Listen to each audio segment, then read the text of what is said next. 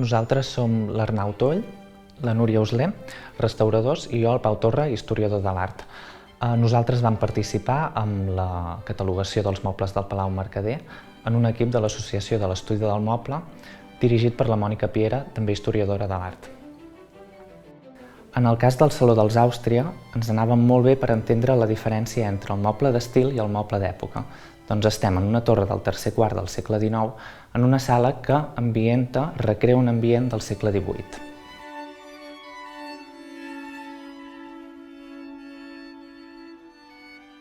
Tenim, doncs, el cadiratge amb una tapisseria a joc amb les cortines i, a més, un paper de paret que imita molt bé i amb molt de detall les teles del segle XVIII. En el cas del mirall era molt evident que es tractava d'un moble del segle XIX, ja que tenim una lluna sencera quan al segle XVIII la tecnologia no permetia fer-les d'una manera barata que estiguessin a un preu accessible per la gent que ho comprava. Llavors el que ens trobaríem si fos un mirall del segle XVIII seria una lluna partida en dos. A més, el marc del mirall seria molt diferent, seria tot daurat, normalment es col·locaven en vertical, no en horitzontal, i a més solien ser rectangulars. El cadiratge que hem estudiat és de tipus de medalló per la forma del respatller i d'estil Lluís XVI. Aquest estil el podem identificar per als ornaments que trobem per tota la cadira. L'estil Lluís XVI agafa elements d'inspiració clàssica que és potenciat aquest estil per la descoberta de Pompeia i Herculà. Els elements que podem trobar són les rosetes o en el faldó que trobem unes garlandes de llorer. També tenim les potes, que són afusades i acanalades, que ens poden recordar a columnes romanes. També en altres punts trobem fulles de cant. Aquest model va aparèixer a finals del segle XVIII a París. I és un model que va triomfar moltíssim, tant a la seva època, que es va repartir per tota Europa, com també al llarg del temps. Trobem còpies d'aquest model al segle XIX, al XX i fins i tot actualment es segueix fent aquest model. Això va fer que ens haguéssim de fixar més en els detalls per identificar si era una peça d'època o eren còpies de segles posteriors. En el cas del cadiratge, igual que de tota la sala en general, vam partir de la creença que ens trobàvem davant de peces d'estil del segle XIX per dos motius. El primer de tot, el coronament. El coronament de les cadires i del canapé és molt similar al que podem trobar al mirall.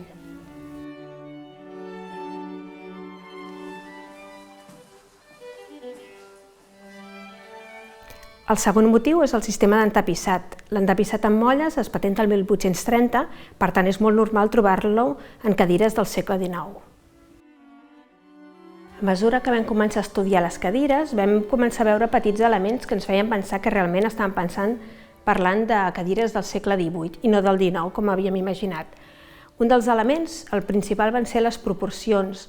Les proporcions de la cadira seguien les que estaven catalogades de l'època, de línies molt fines, l'esquena en forma de medalló, lleugerament còncau, com diríem en cabriolet.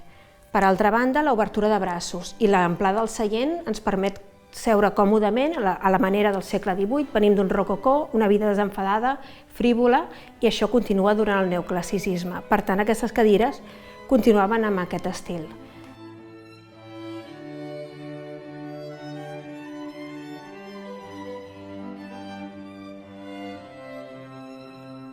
Un altre dels elements és l'ús de les clivelles. Les clivelles que trobem estan fetes manualment, per tant ens està parlant que estan fetes en el segle XVIII. Si les haguéssim trobat en el segle XIX, estarien fetes ja amb indústria, perquè estem parlant d'època industrial, i a més, potser ni tan sols hi serien perquè hi hauria l'ús de les coles.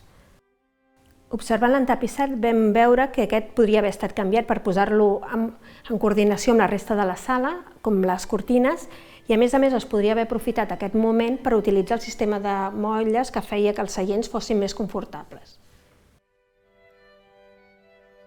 Un cop vam identificar l'època de la cadira, havíem d'identificar on havia estat fabricada. És una cadira que es troba en un palau català i és d'estil francès. Per tant, els dos principals llocs que se'ns acudien era o una producció catalana o una producció francesa. El que ens va identificar on havia estat fabricada va ser la talla del faldó. Aquesta talla és molt vasta i molt poc decorada, és molt pesant.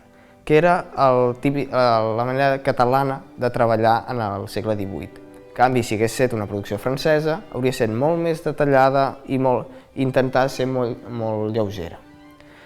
Un cop vam identificar-la com a catalana, vam comparar la talla del faldó amb la del coronament, que vam concloure que no s'assemblaven gaire. Per això també fomentava la idea de que el coronament era un afegit posterior. Per tant, ens trobem amb una estança d'estil Lluís XVI amb decoració i mobiliari de la segona meitat del segle XIX combinats amb mobles d'època, originals del neoclassicisme, com el cadiratge, remodelat per adequar-lo a la nova sala i a les necessitats i gustos moderns del moment.